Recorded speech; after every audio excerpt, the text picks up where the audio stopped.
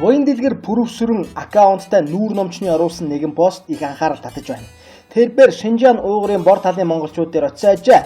Гэтэл уугар монголчууд маань манерээс танай Монголд хаашаа чарсан монгол хүн байдаг гэж үнэн үү хэмээн асуусан байна. Мэдээж хаашаа харна монгол хүн байдгүй яхав дээ. Хэрэлдэж хэрэлдсэн ч бай хараад зүгсэн ч бай тусгаар монгол улсад монголчуудад байж таарна да.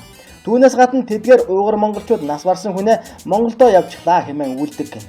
Манайхаар бол бурхандаа одсон гэсэн л үг шүү дээ.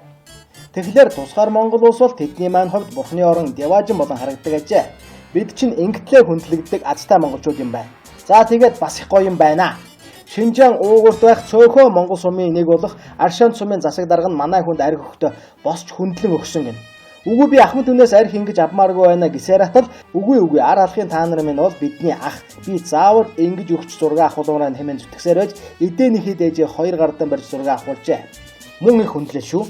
Хайрдааж амьдарцгаая да монголчууд минь. Тэд нар ингэж байхад бидний байгаа царай гэж яриад ноцоор байна. Зүгээр л тус бүрдээ үүнийг энэ их хүндлийг даан амьдарч хоорондоо хэрүүлгүй хэн нэгэндээ хэргэлгүй тусгаар монгол улсаараа бахархаж амьдарцгаая да ар алхын монголчууд.